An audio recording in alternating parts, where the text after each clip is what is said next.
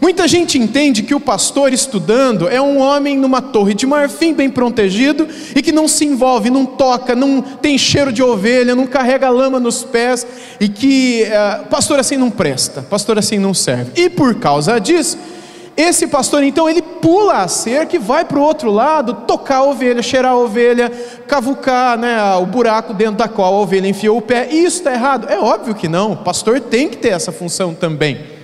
Mas se envolvendo com essa questão social, que é legítima, eu não estou dizendo que o pastor não deve fazer isso, eu faço isso, mas fazendo isso em excesso, que é o que eu tenho percebido que muitos irmãos e colegas nossos de ministério têm feito, eles abandonam literalmente a responsabilidade que eles têm de perseverar em duas coisas: o ministério da palavra e da oração.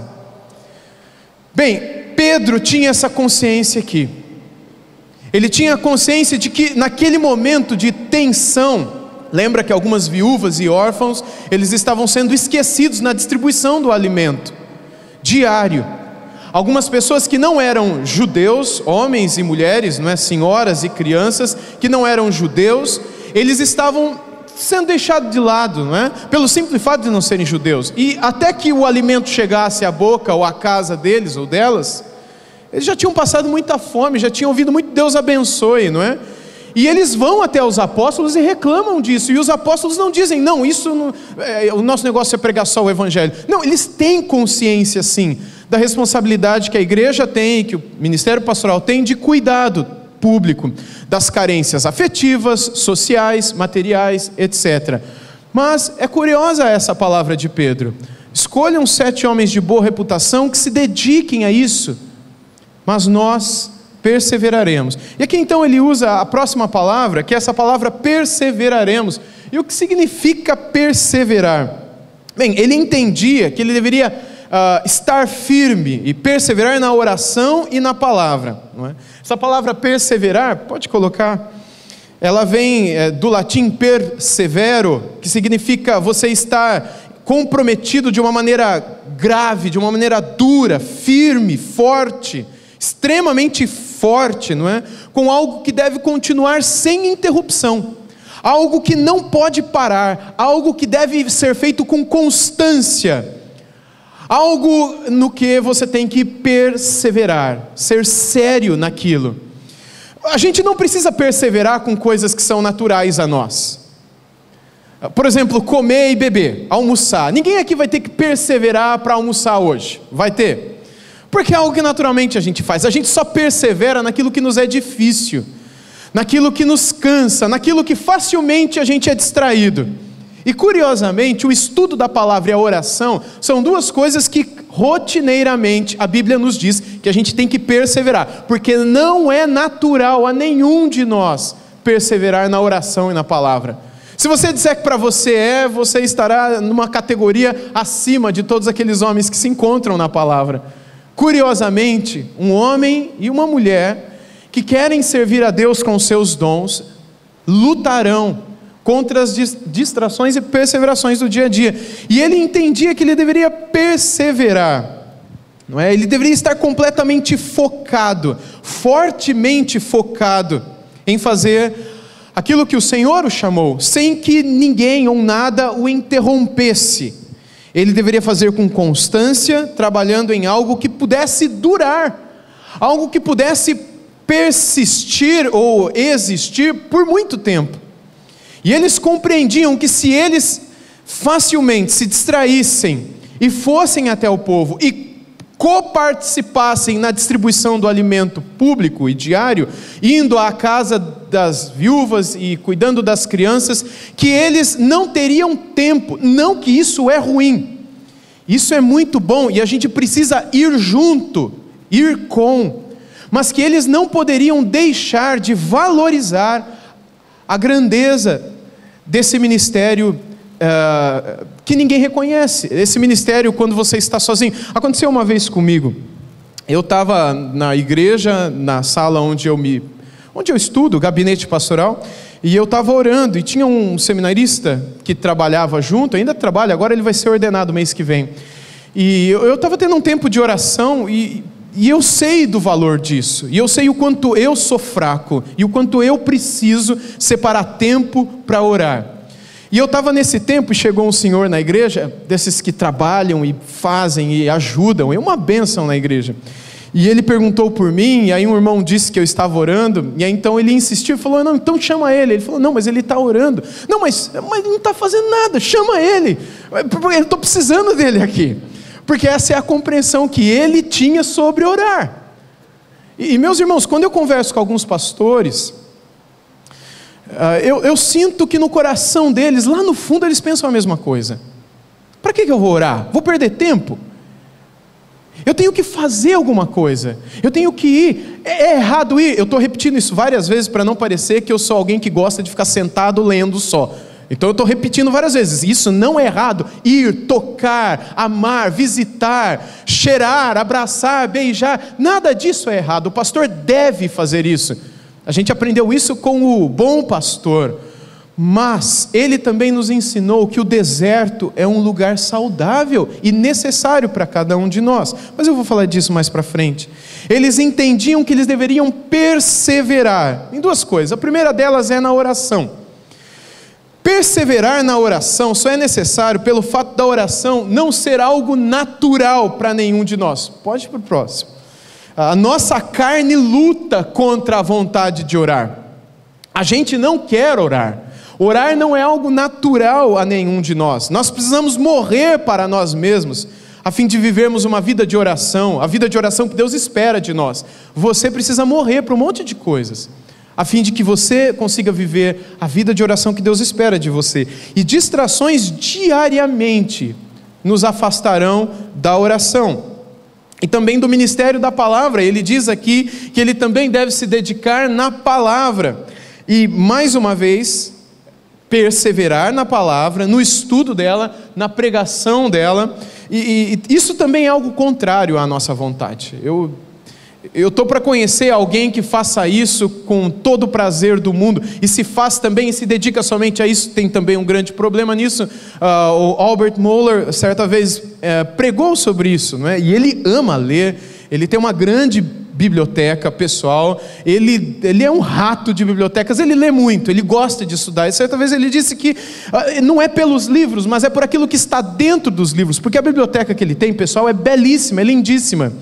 O pessoal de uma conferência americana há um tempo atrás fez entrevistas com os pastores que pregaram nela e foram até a sala de estudo deles e perguntou sobre aquilo.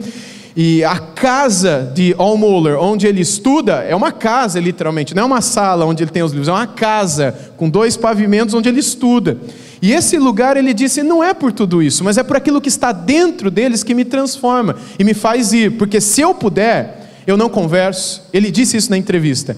Eu gosto de ouvir pessoas falar, eu aprecio conversar, mas eu amo ler. Mas no fundo ele disse, se aquilo que está nos livros não mudasse a minha vida, eu jamais tocaria, eu jamais iria, eu jamais estaria com. Então, existe esse lado do estar com, mas nós jamais podemos negligenciar a responsabilidade que temos de estar na palavra e perseverar nela, e no estudo dela. Paulo, antes de morrer, e pouco antes de morrer, ao escrever a última carta da vida dele, que foi a 2 Timóteo, no último capítulo da vida dele, ele disse para trazer a capa que ele esqueceu na casa do Carpo, para trazer os pergaminhos, os rolos, não é? Que diziam respeito às escrituras, e também os livros. Livros que ele conhecia muito bem, possivelmente tratavam sobre o Senhor, e talvez não, porque Paulo, quando escreve a Tito, revela conhecer alguns autores pagãos, poetas pagãos da ilha de Creta. Quando está em Atenas pregando no Areópago, revela conhecer também poesia e literatura pagã, e cita poetas e inclusive alguns autores religiosos citando divindades pagãs em sua pregação, mas funilando tudo para Cristo e a ressurreição e o arrependimento e o juízo. Ele demonstra conhecer tudo isso, e no final de sua vida, antes da morte, o homem ainda queria encher a mente dele da verdade de Deus, de conhecimento, de informação, e o Espírito Santo faria a obra de reter aquilo que é bom e fazer com que ele conduzisse tudo aquilo para a glória de Deus. Mas a gente muitas vezes foge disso, com a pseudo espiritualidade, achando que se fizéssemos apenas a obra social, nós estaríamos de fato exercendo a obra de um bom pastor. Mas Deus espera que nós também cresçamos em conhecimento, a fim de que possamos escrever sobre a verdade de Deus, falar melhor sobre as verdades de Deus e representar mais a verdade de Deus em áreas onde muitas vezes o nome de Deus não é bem pregado e o evangelho não é falado. Eles entendem que eles deveriam lutar aqui contra a preguiça, lutar contra tudo aquilo que os afastava do Senhor, contra as distrações, contra as tentações de nos envolvermos com causas sociais e com tantas outras coisas. É errado o pastor lutar contra essas causas? É óbvio que não. É errado o pastor, se envolver em causas sociais? A gente está cansado de ver um monte de pastor envolvido com um monte de obra social. O que é errado é o pastor só se envolver com causa social. O Senhor não nos chamou para isso. O Senhor não chamou a igreja para isso. A igreja existe para glorificar a Deus. Nós existimos para glorificar a Deus e para desfrutar dele, encontrar prazer nele para sempre. E quando saímos, então nós levamos esse prazer a todos aqueles que sofrem por não conhecerem esse prazer. Mas se nós apenas sairmos e não nos encontrarmos com ele, jamais conheceremos aquilo que de fato é a paz e a graça e o prazer que vem do Senhor. Não é? O Salmo 16 diz que na sua presença há plenitude de alegria e na sua destra delícias perpetuamente. E quantos pastores não sabem o que é isso? Quantos pastores pregam de uma paz, pregam de uma vida, pregam de um prazer, mas eles não sabem o que é encontrar delícia na destra de Deus. E aí vai encontrar na Batseba, vai encontrar, na fama, vai encontrar em tantas coisas. Vai encontrar inclusive no desencargo de consciência ao fazer uma obra social. Porque há muitos pastores que fazem obras sociais como uma espécie de, cumpri a minha missão. Mas não sabem o que é ter prazer em Deus. Levam algo que eles mesmos não conhecem, porque muitas vezes negligenciam essas duas coisas tão simples, mas que são marcas de um pastor saudável, que é uma vida de oração e uma vida de estudo da palavra. Ou seja, pessoal, para que a gente consiga isso, a gente precisa lutar pela mortificação do nosso pecado. Essa é uma marca que eu gostaria de destacar aqui agora, que é onde eu afunilo para o final da minha primeira palestra aqui, meu primeiro estudo. A mortificação do pecado é algo que tem a ver com martírio. A mortificação do pecado é uma das marcas que faltam em pastores no nosso tempo. Poucos pastores hoje lutam contra isso. Não é de hoje, desde a época da Reforma, depois que passou aquele primeiro período da Reforma Protestante, que foi um período de grande avivamento, não é? John Owen, pouco tempo depois, escreveu sobre exatamente isso, sobre a luta contra a tentação, escreveu um tratado sobre tentação, escreveu um livro chamado Mortificação do Pecado. Enfim, ele escreveu muito sobre isso. E não sei se esse é o contexto da maioria de vocês, mas é uma coisa que eu percebo perto de onde eu vivo e no contexto com os pastores com os quais eu convivo, existe uma despreocupação em lutar contra o pecado. Parece que o pecado é algo que está estabelecido entre nós e mentir não tem tanto problema, não é? Enfim, ser negligente na leitura e na oração é algo tranquilo. Você conversar sobre coisas que são sexualmente imorais também é algo tranquilo. E as pessoas não se preocupam muito com isso. E não foram poucas as vezes que em rodas de pastores eu ouvi coisas sexualmente imorais, sendo que a própria palavra, o Espírito, por meio de Paulo, nos exorta a não falarmos sobre essas coisas, a nem brincarmos com isso, porque a nossa carne é fraca e o nosso coração é enganoso. Numa brincadeira, o nosso coração acaba se sentindo amarrado, preso por aquela brincadeira, e quando você estiver sozinho diante do computador, ou com o controle remoto sozinho na tua casa, se você tem canal a cabo, você sabe o que você vai fazer com tudo isso. Quando você estiver sozinho e passar uma mulher, ou você for tentado na área financeira, ou em outras coisas, você sabe o que o teu coração te arrasta para fazer. Por isso que a gente não pode brincar contra o pecado. A gente precisa matar o pecado, a gente precisa lutar. Nós estamos em constante guerra contra o pecado. E quando os pais da igreja falavam contra o pecado, eles não usavam essa expressão mortificação de pecado, porque não era comum. Mas quando eles falavam sobre tudo aquilo que nos afasta da oração e da palavra, eles falavam sobre mortificação de pecado, não é? E uma frase muito conhecida é essa de Orígenes. Ele viveu por volta do ano 250 depois de Cristo. Ele era de Alexandria, e ele disse que de uma tentação ou nós saímos mártires ou nós saímos idólatras. Isso daqui é para que você entenda um pouquinho sobre o que era mortificação para aquele pessoal daquela época.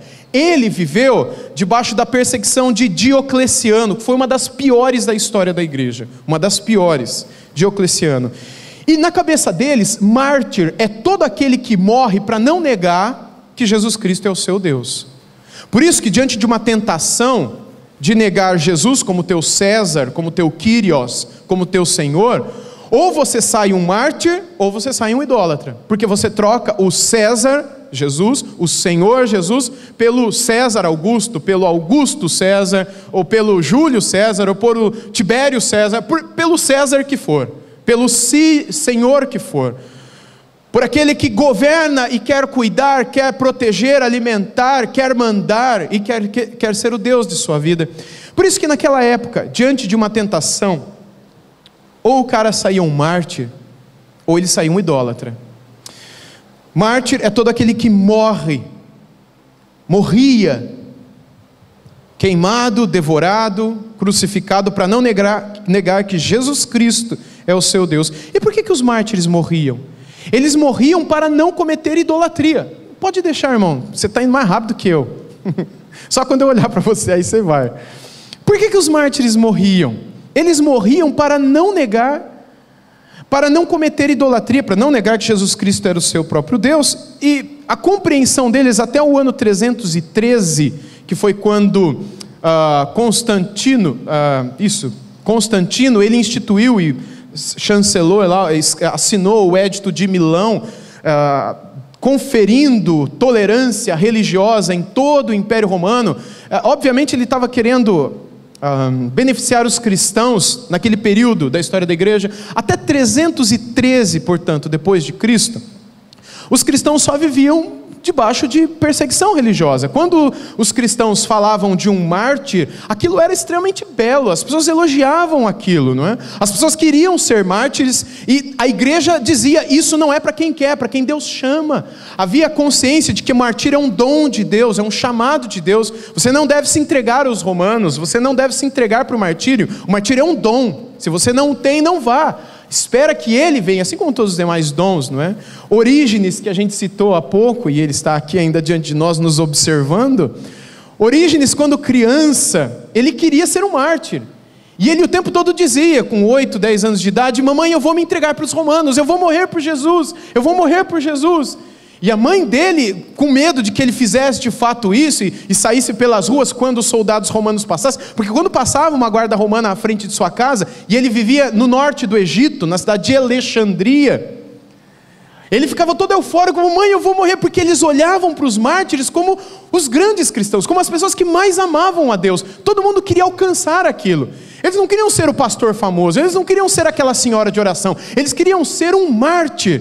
E o Orígenes também. Então a mãe dele, quando ele era pequenininho, deixava ele nu, tirava toda a roupa dele quando ela tinha que sair de casa. O pai trabalhava fora, mas a mãe deixava ele pelado e trancava.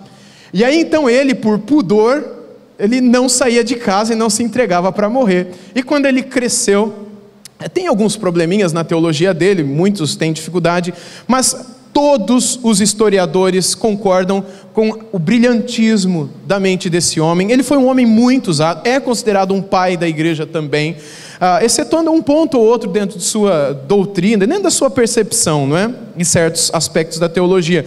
Mas sem dúvida nenhuma foi um homem de Deus, e essa frase reflete a compreensão da maioria das pessoas maduras da igreja naquele período da história, debaixo de perseguição. Principalmente quando acaba a perseguição.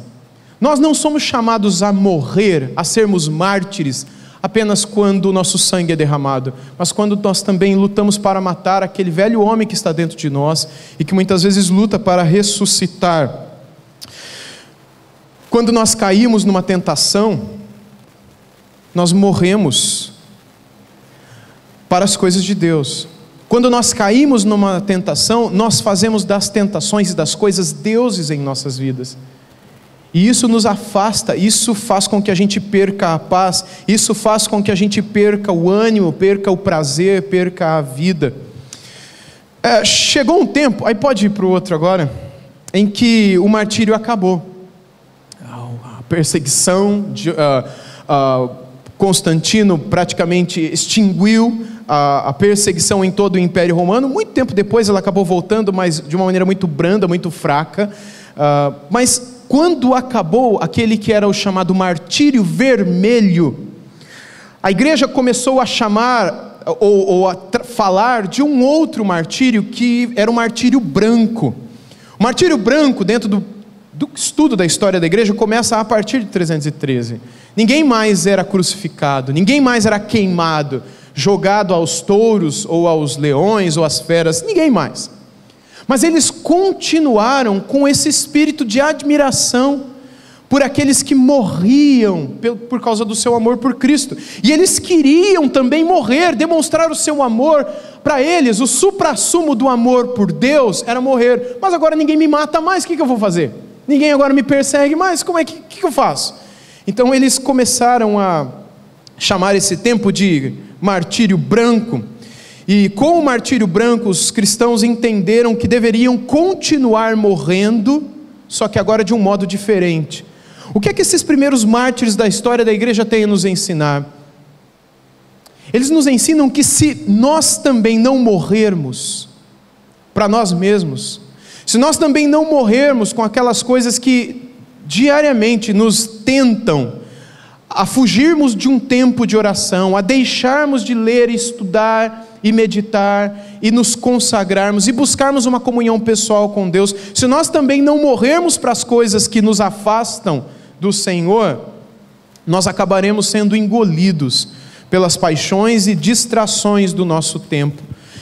Pedro e os demais apóstolos só disseram o que disseram, e não disseram de maneira rude, muito menos arrogante, quando dissemos, vocês vão cuidar das viúvas, vocês vão cuidar dos órfãos, nós do evangelho e nós da oração. Ele não estava sendo arrogante, ele não queria se trancar numa sala, ele apenas compreendeu que na vida dele a luta seria muito mais intensa, e que as distrações poderiam levá-lo para um lugar muito distante da vontade de Deus, sobre a qual nosso irmão Anderson falou há pouco para a gente.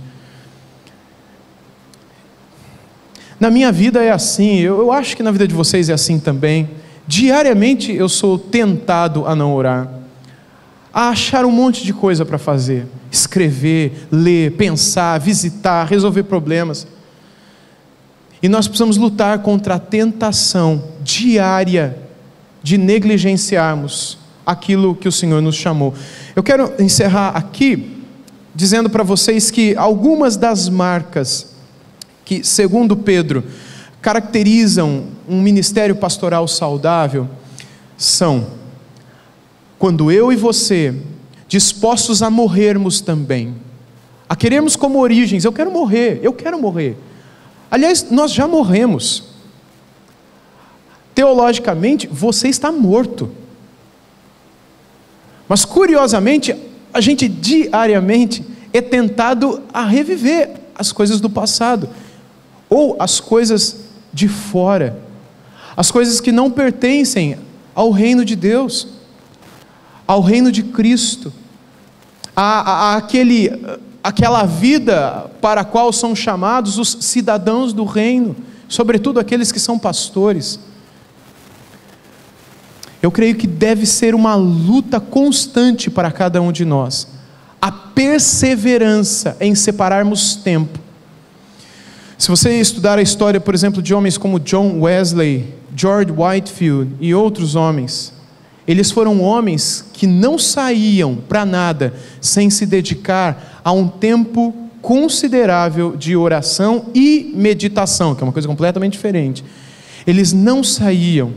Martinho Lutero, quando naturalmente orava suas 1, 2 horas ali, E uma vez ele escreveu que quando ele tinha um problema muito sério para resolver, e muitas coisas para fazer no dia, ele acordava mais cedo e orava o dobro.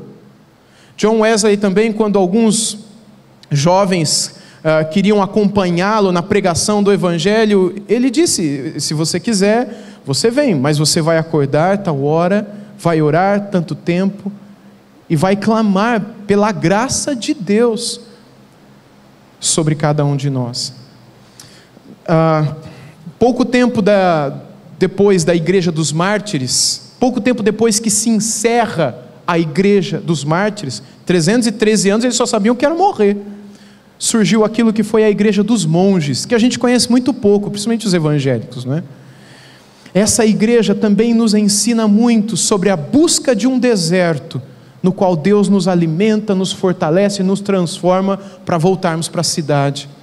E é sobre isso que eu vou falar no segundo tempo com os irmãos. Eu quero orar para encerrar esse primeiro. Aliás, antes de orar, o último verso que eu gostaria de ler, ele diz assim: o próprio Cristo levou os nossos pecados no seu corpo sobre a cruz, a fim de que morrêssemos para o pecado e vivêssemos uma vida correta. Por meio dos ferimentos dele, vocês foram curados. É a nova tradução da linguagem de hoje, 1 de Pedro 2,24. Ele levou os nossos pecados no seu corpo sobre a cruz, a fim de que nós morrêssemos para o pecado, ou seja, para tudo aquilo que nos afasta da oração, para tudo aquilo que nos afasta do estudo e da dedicação, para tudo aquilo que nos afasta de encontrarmos delícias na destra do nosso Senhor. Vamos orar. Senhor, obrigado por esse primeiro momento e obrigado por esse exemplo que Pedro e os demais apóstolos nos deixam. Ajuda-nos também a lutar como eles tiveram que lutar, contra tudo aquilo que nos distrai, contra tudo aquilo que nos torna negligentes em nossa própria vida de comunhão contigo. Guarda-nos a fim de que não preguemos um evangelho que não conhecemos. Guarda-nos a fim de que não falemos de uma paz, de uma alegria que nós mesmos não desfrutamos. Mas dá-nos essa graça de vencermos o nosso próprio coração e as nossas próprias vontades, a graça de perseverarmos na nossa comunhão contigo, a fim de que vivamos aquilo que pregamos, para nossa alegria e bem pessoal, e também para a glória do teu nome, e a fim de que o evangelho em nossos lábios seja convincente diante daqueles a quem ministramos, que não apenas nos ouçam, mas vejam em nós o prazer, a paz e a alegria que conhecemos em ti. Por Cristo Jesus. Amém. Amém.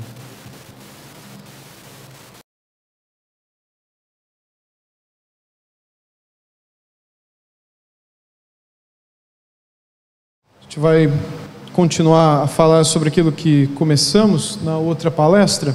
Primeira, essa segunda eu gostaria de falar sobre o pastor e a igreja dos monges. Ou seja, nós amamos a cidade, nós amamos estar na cidade, amamos pregar na cidade, mas nós precisamos também do deserto. Sem o deserto, a gente não é ninguém na cidade.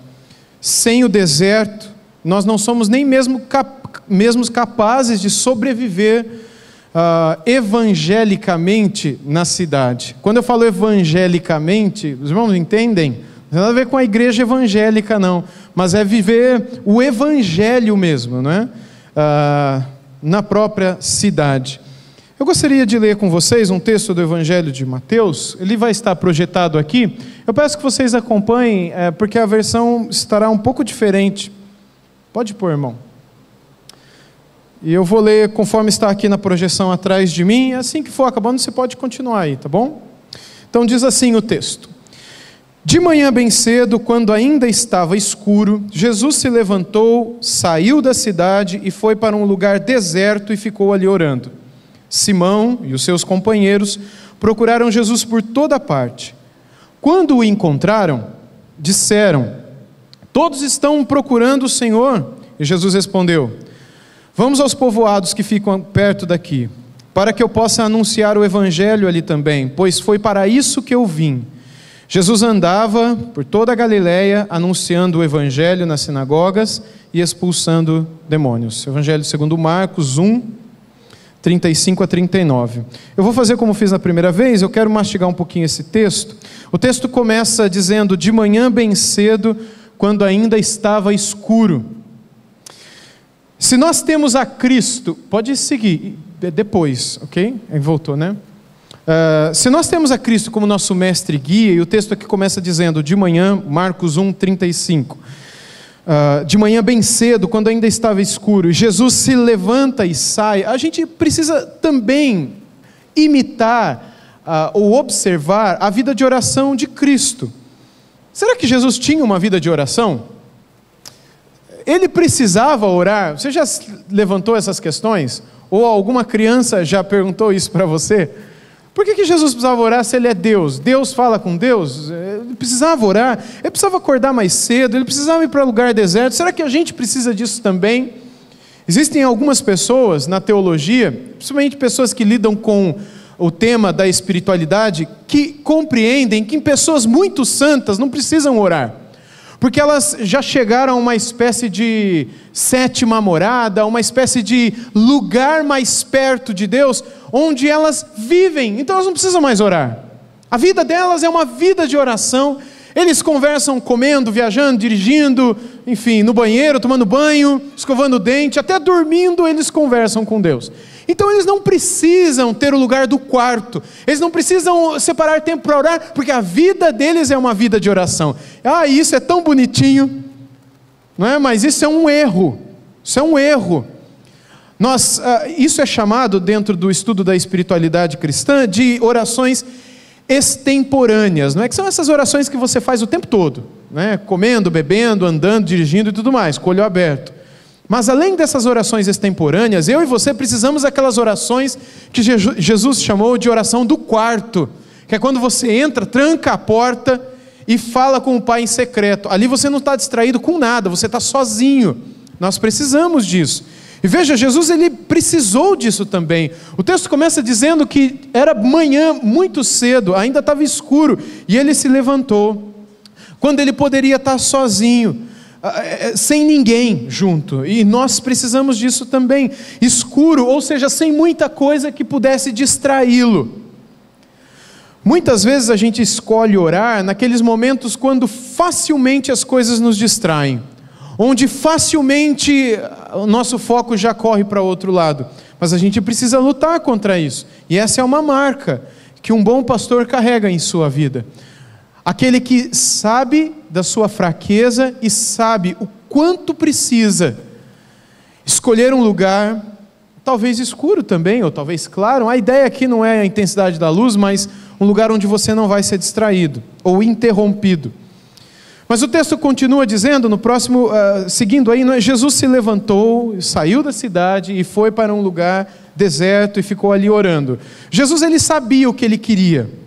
Ele sabia que ele precisava sair do meio, onde facilmente ele poderia ser distraído, como foi alguns minutos depois, ou horas depois, a gente não sabe. Ele entendia que precisava do deserto, ele precisava de um lugar deserto. É curioso como Deus leva o seu povo para o deserto, frequentemente para ser tratado ali. Israel passou 40 anos sendo tratado por Deus no deserto, sendo preparado para entrar na terra prometida, onde eles receberiam uma carga muito grande de paganismo, de politeísmo, de cosmogonias bizarras e outras coisas mais. E eles acabaram sucumbindo diante de todas essas tentações externas. O livro de Juízes fala da salada que foi a vida religiosa do povo judeu depois da entrada na terra prometida. Mas eles passaram 40 anos ali no deserto. Jesus passou 40 dias no início do seu ministério. Paulo fala de um tempo que ele passou no deserto da Arábia antes de começar o seu ministério. E curiosamente, Jesus também nutria um desejo muito grande de ir para um lugar deserto para ter tempo com Deus, antes de realizar coisas, não é? Relacionadas ao evangelho, à pregação e ao ministério. Antes de escolher os 12 apóstolos, ele também levantou cedo. Aliás, a Bíblia nos diz que ele passou uma noite inteira orando, ao final da qual ele saiu e escolheu os 12. Ele buscou um lugar deserto porque ele entendia que as escolhas que você faz e ele fazia no ministério, dependiam de uma clara direção de Deus, que a gente não recebe sem o deserto, sem o tempo da oração. Jesus se levantou, saiu da cidade, foi para um lugar deserto e ficou ali orando. Jesus sabia o que queria, ele entendia que precisava, não é? De um lugar deserto, assim como eu também preciso do meu quarto, do banheiro, assim como a gente precisa da cozinha, da praça, do quintal, daquele lugar onde ninguém nos distrai. Ninguém nos distrai. Daquele momento quando as pessoas saíram de casa, daquele momento quando você chega na igreja e você agenda compromisso com Deus, e você deixa claro para quem quer que seja, que você está com compromisso ali, ainda que você esteja sozinho, mas é o teu compromisso de orar, é 50% do teu chamado. Nem sempre isso nos é confortável, irmãos. Levantar cedo, separar momentos, buscar o deserto, ou encarar o deserto para o qual Deus nos leva, porque às vezes a gente não quer separar tempo para o deserto, mas muitas vezes Deus nos faz ir para o deserto, por meio de uma enfermidade, por meio de um problema, não enfermidade apenas nossa, mas em outros queridos, dos quais precisamos cuidar, e nos afastar de todo o ministério, né? De tudo aquilo que é o nosso sonho, e Deus nos puxa, porque isso é necessário. Nem sempre nos é confortável, mas a partir do momento que nos levantamos e saímos em busca do nosso deserto, nós recebemos o conforto que precisamos para as lutas do ministério, para as lutas da família, para as lutas pessoais, ministeriais, etc. Enfim, continuando, não tem muito tempo, não é? Para a gente ir mais a fundo, mas o texto continua dizendo o seguinte: Simão e os seus companheiros procuraram Jesus por toda parte. Estes momentos a sós com Deus nunca durarão para sempre. Você pode ter certeza disso.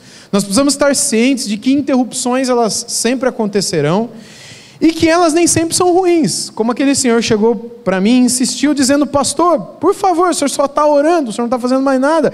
Me ajuda aqui que eu estou precisando carregar umas caixas, não é? Então, interrupções nem sempre são ruins. E a interrupção só existiu porque você decidiu ir atrás do deserto. Se você não estivesse no deserto, você não teria interrupções. Você seria levado pela enxurrada, a ânsia de querer fazer e acontecer. Você estaria naquele piloto automático onde a preocupação em buscar prazer em Deus não fazia parte do processo. Apenas um desencargo de consciência de eu tenho que evangelizar, eu tenho que pregar, eu tenho que visitar, eu tenho que fazer obra social, eu tenho o quê? E quando você se descobre, quando você deita a cabeça no travesseiro, você já está no fundo do poço emocional. Você está acabado, você não se sente amado também, querido, você não tem paz no teu coração, você não tem certeza do seu ministério, tua relação com a tua família está quebrada, e tudo aquilo que você se viu pregando para os outros, como você gostaria de que alguém pregasse, ou que aquilo fosse realidade dentro de você também. Por quê? Porque eu e você não lutamos contra a tentação que é separarmos tempo para viver a sós com Deus. Tempo para buscar o nosso ministério, tempo para vivermos sozinhos, nós precisamos disso. As interrupções acontecerão, mas elas só existiram porque buscamos o deserto, e é sempre no deserto que as nossas almas são curadas, alimentadas, tratadas pelo próprio Deus, fortalecidas para acordarmos e tomarmos decisões, fortalecidas para acordarmos e pregarmos o Evangelho como Jesus fez. Lembra que Jesus Cristo disse: mas tu, quando orares, entra no teu quarto, fechando a tua porta, ora ao teu pai que está em secreto, e teu pai que vem em secreto te recompensará. A gente não pode viver a vida dessa maneira como eu disse pouco antes, não é? Não, eu oro, eu vou orando. Meus irmãos, a gente precisa cuidar do nosso coração com Deus. Nós precisamos parar tudo, porque senão nada será feito. O nosso Pai nos recompensará. O texto continua, pode seguir, Bruno, dizendo o seguinte, pode seguir, isso, esse é o texto de Mateus, não, isso já é a continuação, é isso mesmo que eu quero. Quando o encontraram, disseram: Todos estão procurando o Senhor. E Jesus respondeu: vamos aos povoados que ficam aqui perto. Percebam, logo após a interrupção e aquele tempo de deserto, Jesus nos ensina aqui que sua preocupação não estava com Jerusalém. Isso é curioso também, e poucas vezes a gente percebe isso, não é? Jesus não estava na capital, Jesus não estava no grande centro, Jesus estava num lugar que era a Galileia. O lugar, enfim, dos caipiras. Eu brinquei aqui que eu venho do caipira, mas Araraquara ainda é, vocês não vão acreditar, mas é uma capital, é uma grande cidade, perto do que era a Galileia. Eles viviam numa situação rural. A Galileia e Nazaré, ninguém tinha por respeitosa a pessoa que dali viesse. Não havia ninguém estudiosa naquelas regiões. Eles eram desprezados, não é? Eles eram menosprezados. E Jesus estava ali, Jesus cresceu ali. E com o sotaque dali, Jesus pregava para os povoados que eram muitas, se não todas, durante todo o tempo esquecido por aqueles que eram detentores da palavra, lá na grande Jerusalém.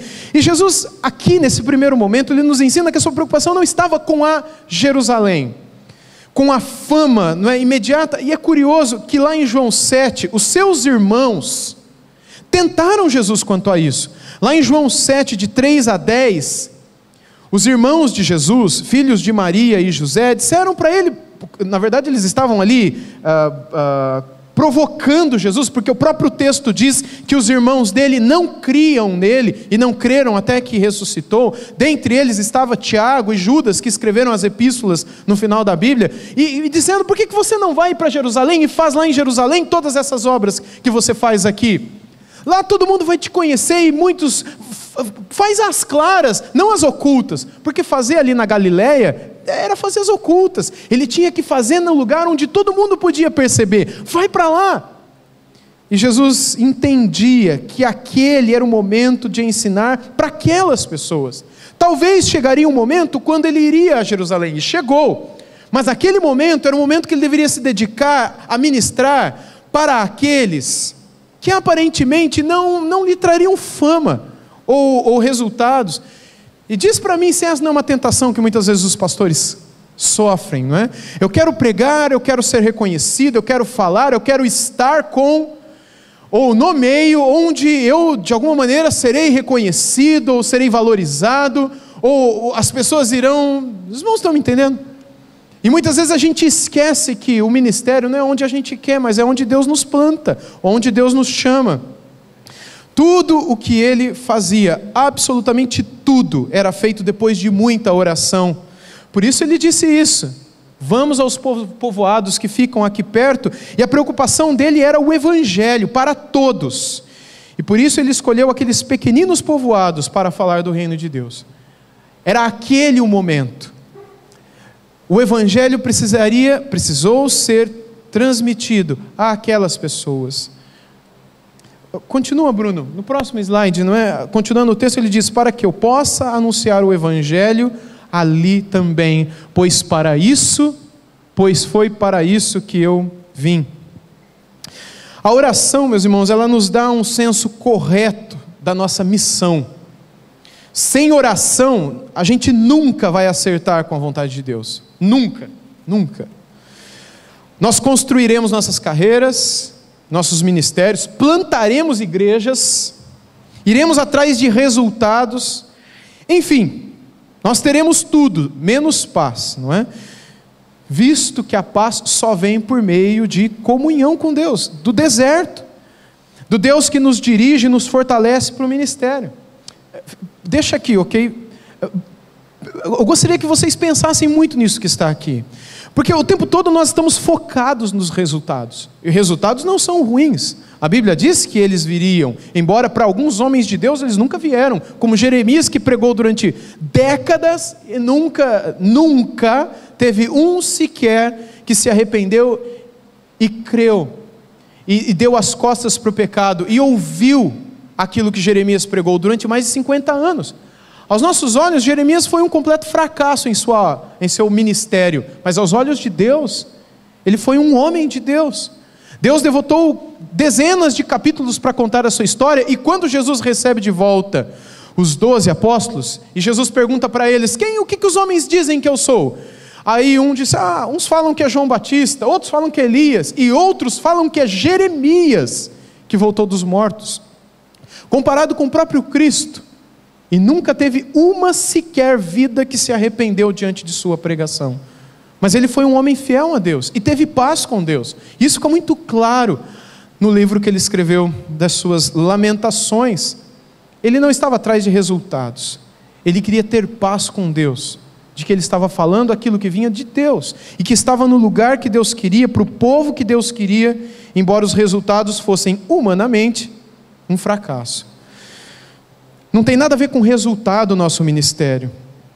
Orar, buscar o deserto, não tem a ver com resultado. Isso é uma maldição também que ronda o coração de muitos de nós, irmãos. Se eu não orar, a igreja não vai crescer, então eu vou orar para a igreja crescer. Se eu não orar, eu não vou ganhar almas, então eu vou orar para ganhar almas. Todas as confissões de fé nos ensinam que o propósito principal do homem não é ganhar almas, não é crescer a igreja. O propósito de Deus para a sua vida é fazer com que você tenha prazer nele e o glorifique. A consequência disso vai ser um ministério, ou vai ser resultados que Deus vai dar se Ele quiser, porque a obra é do Espírito, é o Espírito que convence. Se Ele não convencer as pessoas do pecado, você não vai, e eu também jamais. Então o que Deus espera, John Piper quando escreve ou prega sobre missões, ele enfatiza muito isso.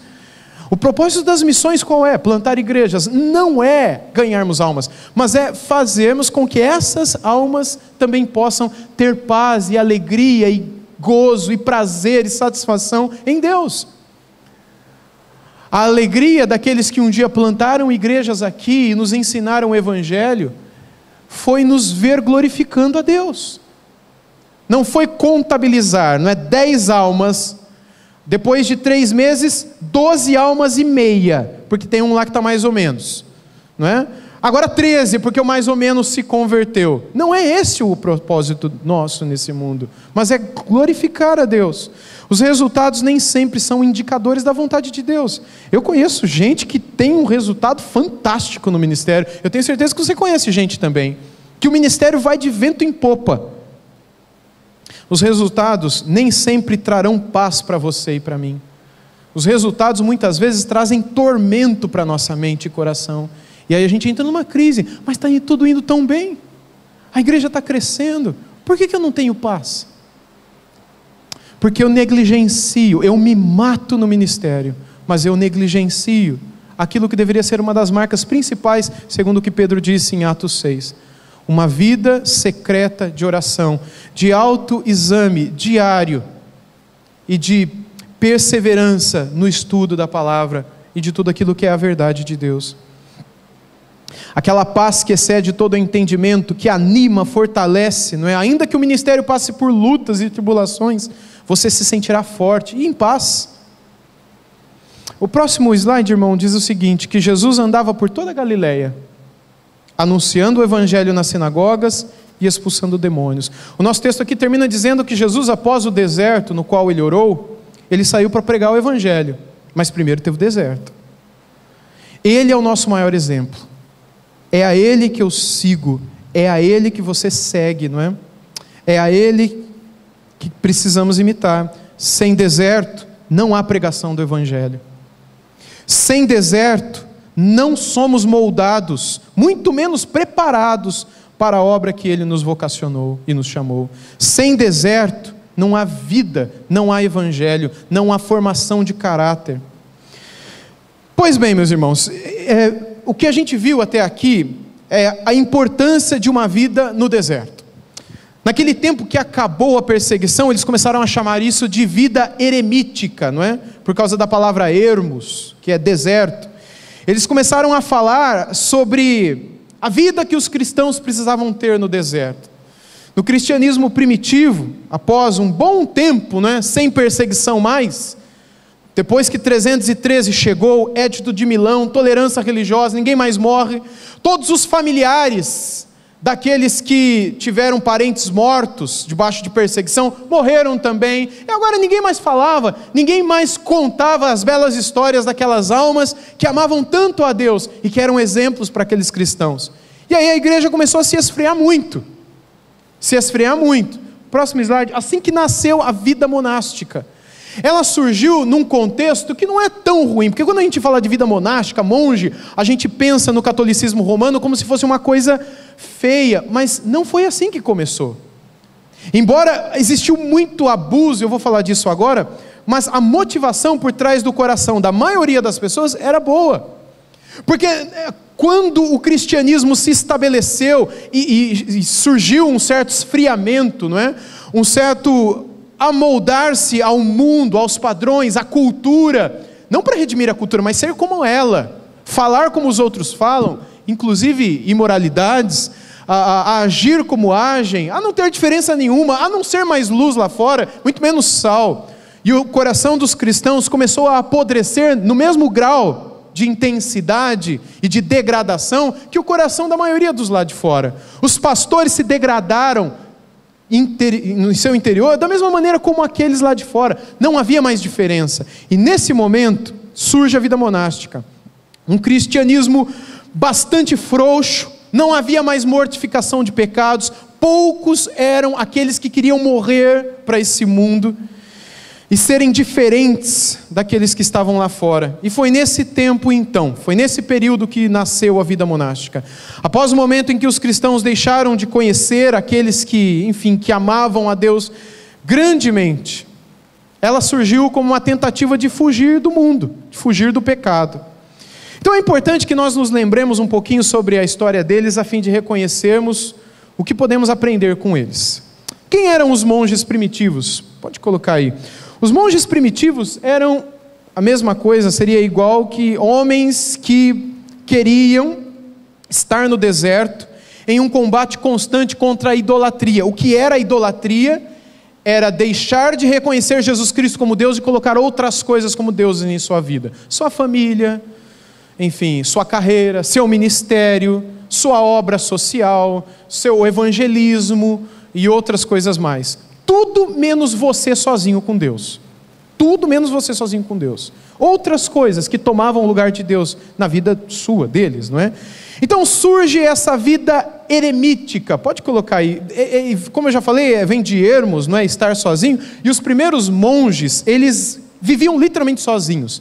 Não haviam comunidades, não existiam monastérios. O cara saía e vivia sozinho, no meio do deserto. Literalmente no meio do deserto mesmo. De vez em quando alguém ia lá, levava água, ele vendia tudo que tinha. O Antão, não é, que foi um africano bastante conhecido e que foi um dos primeiros monges, ele viveu dessa maneira. Vendeu tudo que tinha, ele vinha de uma família rica, ele e a irmã, venderam tudo que tinham e foram para o deserto. Guardaram apenas um pouquinho de recursos para sempre ter pão e água, e ali viviam, no deserto. E essa palavra monge, né, ela vem do latim monacos, e também tem uma raiz no grego, que significa o monos, não é? Que significa sozinho, estar só. Esses monges fugiam do mundo para fugir do pecado.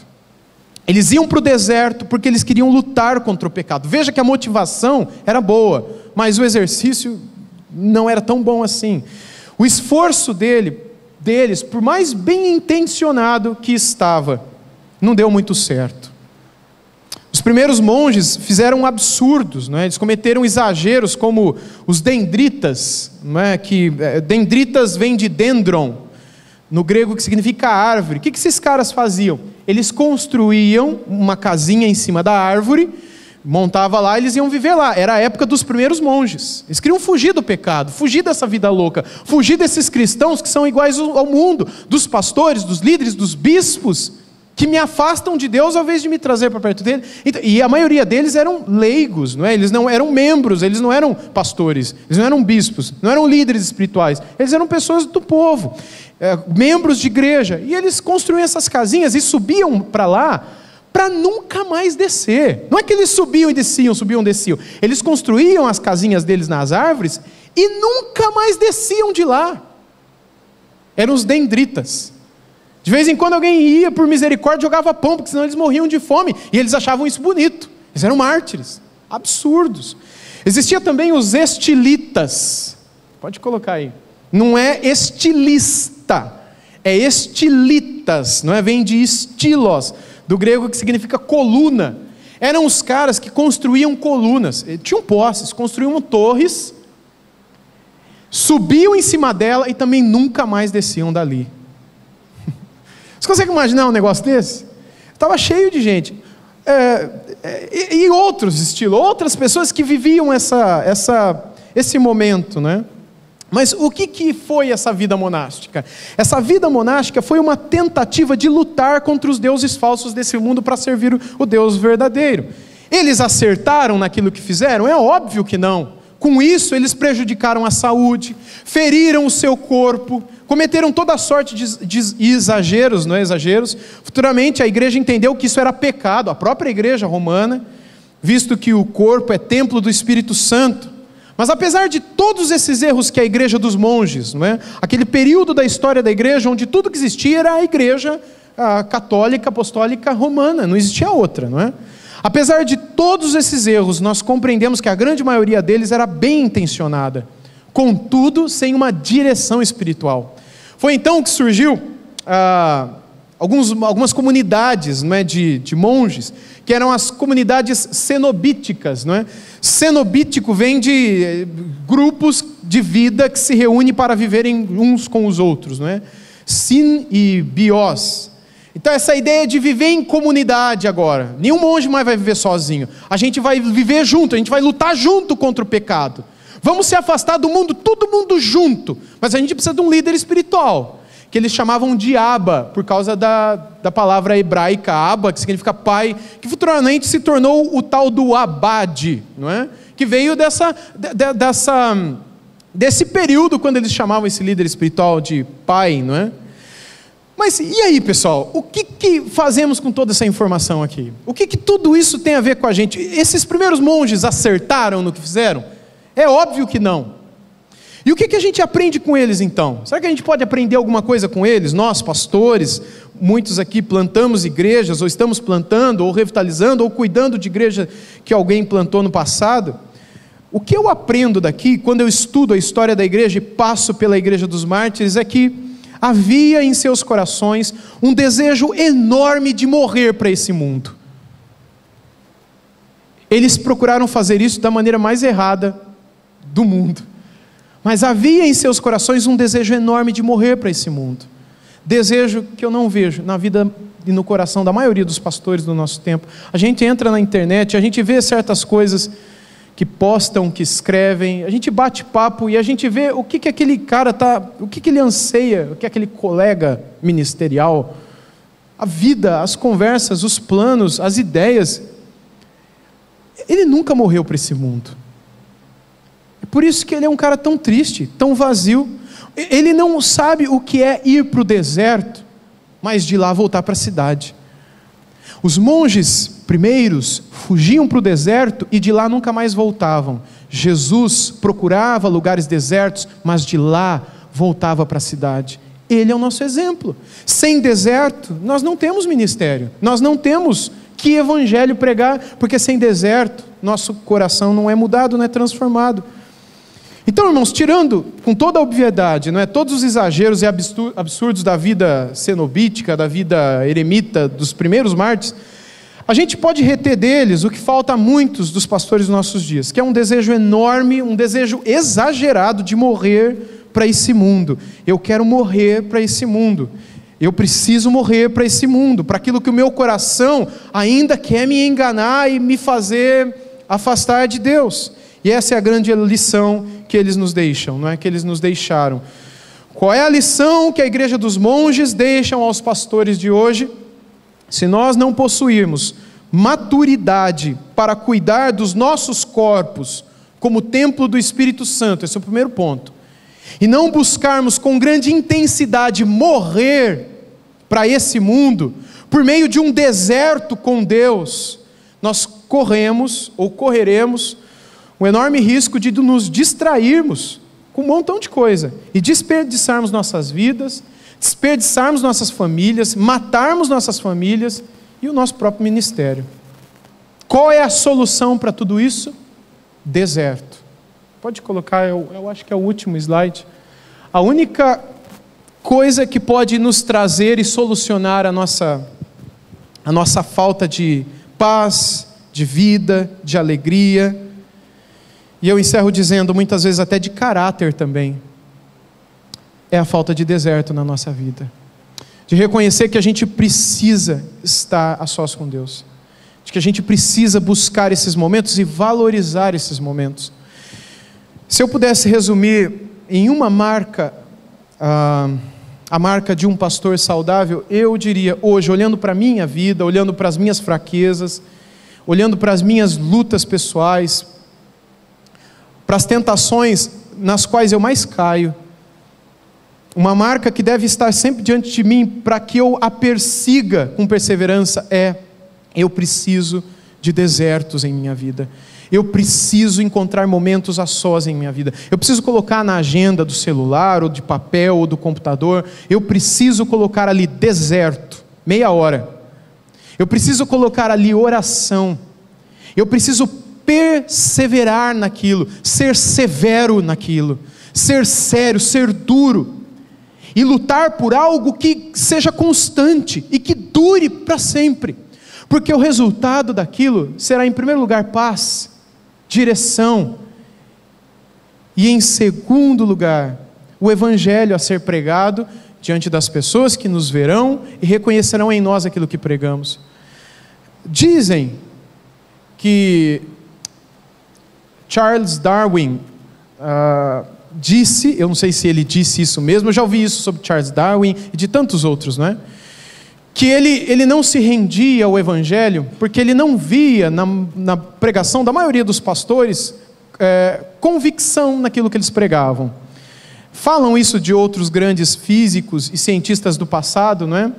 Então a gente não sabe direito se eles disseram isso mesmo, mas de que eles entravam nas igrejas, ouviam, mas nem mesmo os pregadores criam naquilo que pregavam, ou se pregavam, não pregavam com convicção, ou quando falavam de paz, de vida, de alegria, e quando chamavam o pastor para ir às suas casas e ter um papo ali, aqueles homens não tinham aquilo, não desfrutavam daquilo. Meus irmãos, a gente vai viver muita luta, e quanto mais você e eu quisermos nos consagrar, mais luta viveremos. Mas uma coisa será diferente dentro de nós, nós teremos paz, uma paz que nos fortalece, paz que ninguém conhece, uma paz que excede o entendimento e a explicação. A única explicação é Deus, o deserto, o tempo a sós, a valorização da oração no quarto, que nos marcará como de fato homens, mulheres, a gente tem algumas irmãs aqui também, filhos e filhas de Deus, que ao abrir a boca para ensinar um jovem, ensinar uma criança, visitar alguém, falar para o vizinho, falar para o amigo, pregar na igreja, nós seremos aqueles que quando as pessoas nos ouvirem, verão de nós e em nós aquilo que pregamos. A gente precisa morrer, meus irmãos. A nossa vida deve ser uma vida de morte, e o deserto é um lugar para a gente morrer, é um bom lugar para se morrer. Quando Jesus nos chamou e Ele nos disse, se você quiser ser meus discípulos, se você quiser vir após mim, negue-se a si mesmo. Você já parou para meditar nessas palavras? Negue-se a si mesmo. A gente tem tanto sonho, tantas viagens, tantos congressos, tantos livros, ministério. A gente almeja tanta coisa, e a gente coloca tanta coisa diante do Senhor, a gente não sabe se a gente vai estar vivo daqui a uma hora. E muitas vezes a gente corre atrás daquilo sem paz no coração. Se você quiser vir após mim, negue-se a si mesmo. Tome a sua cruz. A cruz é um símbolo da morte, da vergonha, do martírio. Louvado seja Deus, porque nós não vivemos um período de martírio em nosso país. Tem muita gente que quer, né? Tem gente que prega isso. Eu não vejo a hora que vem o martírio, a perseguição no Brasil, porque a gente vai conhecer a igreja verdadeira. Sei lá, eu não quero que o martírio venha não, né? Eu acho que existem outras maneiras de Deus purificar a sua igreja. Eu não quero perder minha família não, mas se Deus nos der esse dom, amém, será um dom. Essa é a compreensão que a patrística nos lega, não é?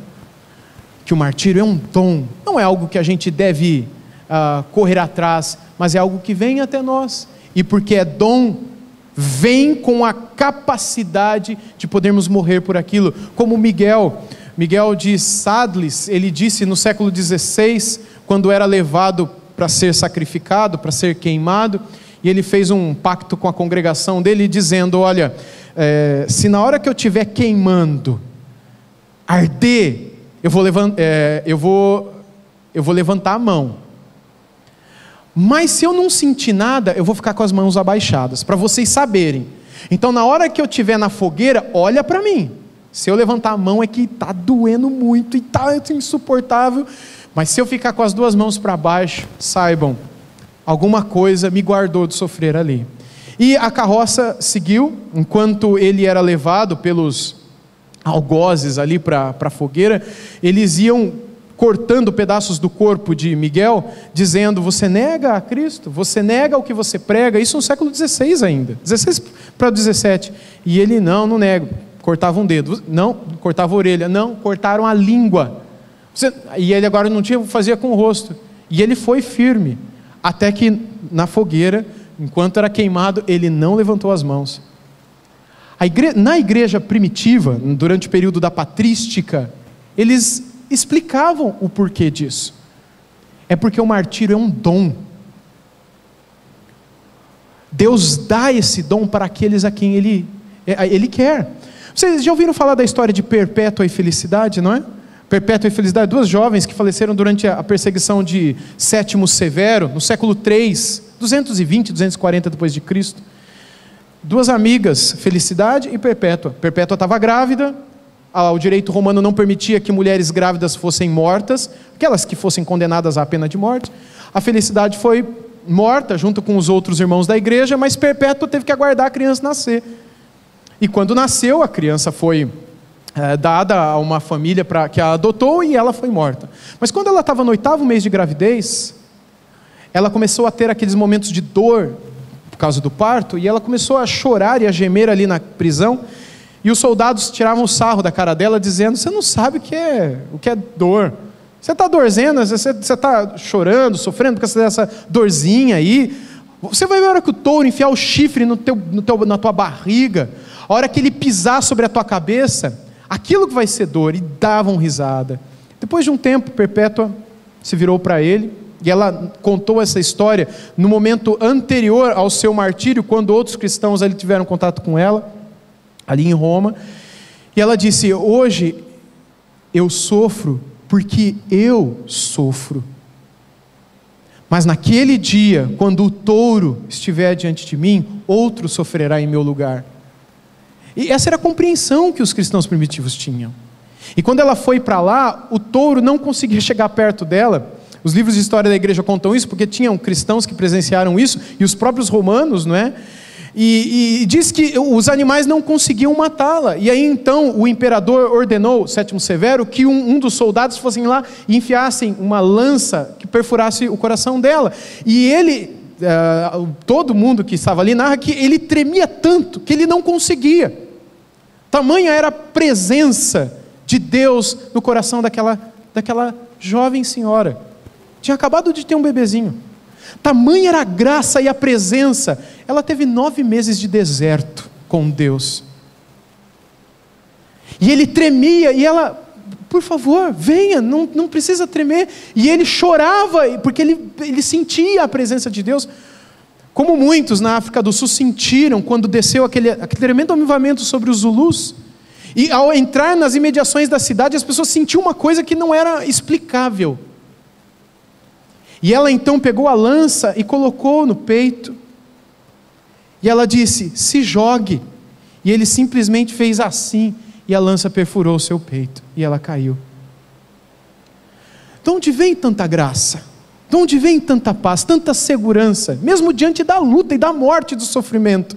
Você também passa por sofrimento, eu lutas também, não se comparam a essa, porque Deus não nos chamou para isso ainda, esse dom não nos foi dado ainda, mas nós também somos chamados a morrer, somos chamados ao deserto, somos chamados a aprender com esses irmãos nossos do passado, que nós também podemos ter o nosso caráter transformado por aquilo que Deus nos convida e que chamamos de deserto. Eu gostaria de encerrar convidando os irmãos a nós termos um tempo de oração nesse momento. Me parece que o pastor Cláudio, cadê o Cláudio? Está ali, ele está ali. A gente vai ter um tempo agora, não é, pastor? Pode vir aqui, por favor. Se possível, eu gostaria de sugerir que a gente orasse agora, eu não sei como o irmão pensou, vem aqui, por favor. Mas orássemos nesse sentido, uns pelos outros, de que Deus nos ajudasse a perseverar nessas marcas. Perseverar nessas marcas relacionadas à morte para esse mundo, a uma vida de oração menos negligente, a uma vida de dedicação à leitura, ao estudo, ao crescer na graça e no conhecimento da palavra. Eu gostaria que nós orássemos uns pelos outros, fazermos como Jó, vamos orar pelos nossos amigos que estão aqui, lá fora a gente vai orar por nós também, mas aqui, colocar um a vida do outro diante do Senhor, para que nós também encontremos no deserto graça e força, para depois sairmos para a cidade e glorificarmos a Deus ali. Amém?